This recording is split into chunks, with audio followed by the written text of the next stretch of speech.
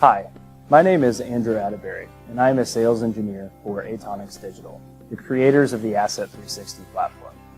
Asset 360 is a cloud-based data analytics platform backed by software developers and engineers of our parent company, Black & Veatch. We hear so many buzzwords today around AI, machine learning, and big data. But what does that actually mean? And more importantly, how can it be used to provide value and drive action? Asset 360 does just that, bringing data to insight, insight to knowledge, and knowledge to action. So let's dive in and see how Asset 360 has helped save our clients more than $130 million to date. Asset 360 helps simplify asset management by optimizing performance, maximizing reliability, and detecting emerging risks. Our customers know that data confidentiality means everything to us. For that reason, Asset 360 runs in a secure cloud architecture where data is securely encrypted in transit and at rest. In addition, all login accounts are governed by role-based access privileges. This streamlines collaboration across the organization without sacrificing security. Asset 360 supports 5 products.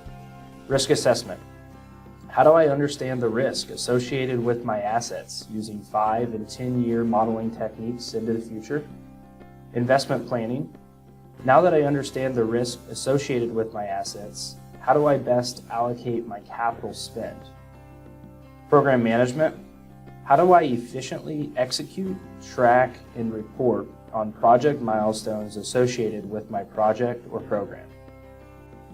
Performance analysis.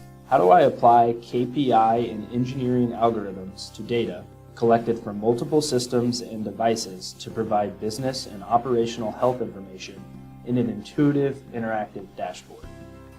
Monitoring and diagnostics, or M&D. How do I apply machine learning techniques and domain expertise to those engineering algorithms to streamline problem isolation, diagnosis, and resolution? This view is the M&D model configuration environment, where users can configure, build, and explore machine learning algorithms or models. M&D also leverages Black & Veatch engineering domain expertise to embed what we call standard model templates directly into the software. This allows us to quickly deploy up to thousands of models using predefined inputs, historical training data, and anomalous and alert logic thresholds. Of course, you can further refine and customize these standard models once deployed. Up at the top of the module are the model name, type, unique tag identifier, and something we call operating modes. Op modes are data filters that allow a user to define steady state, startup, transient, and out-of-service filters or labels to a data signature. Here we've created a steady state model, and you can see the standard model inputs in the first tab. Managing these inputs is easy. Simply remove or add as desired.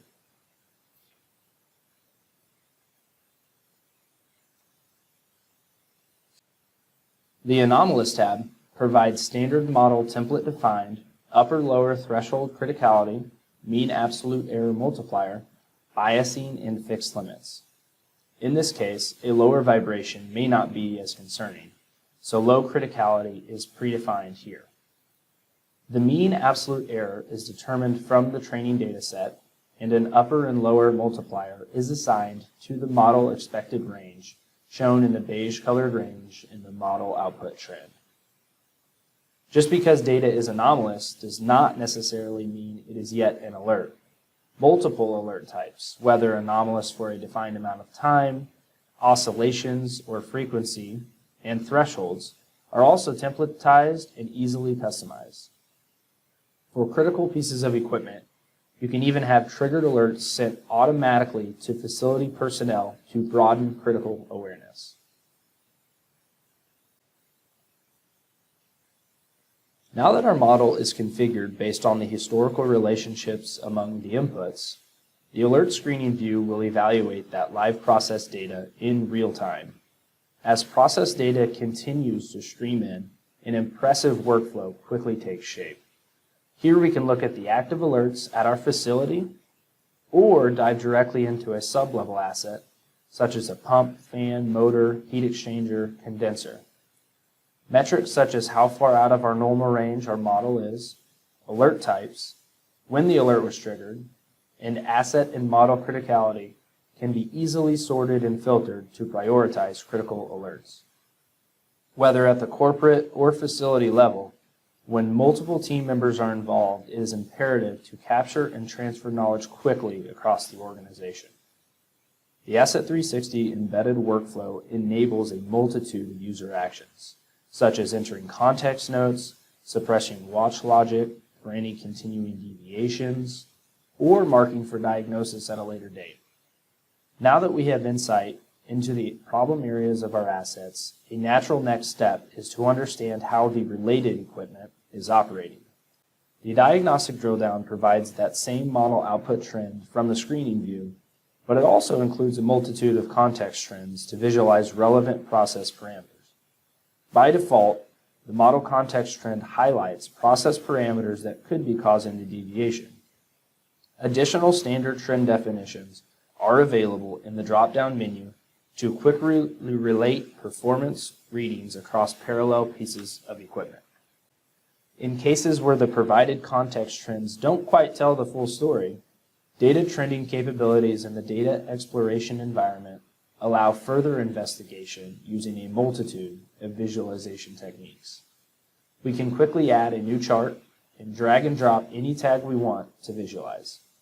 The time slider allows us to select current or historical time ranges. Let's look at the last 30 days of process data. At first, these two variables don't really tell much. Beyond zooming into a certain time slice for evaluation, how do we visualize data in an intuitive manner? The settings options allow for additional chart types, filtering techniques, series adjustments, design curve overlays, and even pinning. Here we'll snap one of our variables to the x-axis and visualize a variable versus variable plot to get a better understanding of this relationship. But what if I want to know how the past 30 days of operations stack up against a historical reference or benchmark? So let's pin this time range, step back, say 2 months, and overlay that data. This pre and post outage analysis allows us to quickly understand operational shifts that occur. Dynamic pins can also be assigned, so the most recent range of data is always displayed. You can even send a hyperlink of this new chart directly to others and save it in a list for future reference. Similar analyses and visualizations can be customized and built on demand.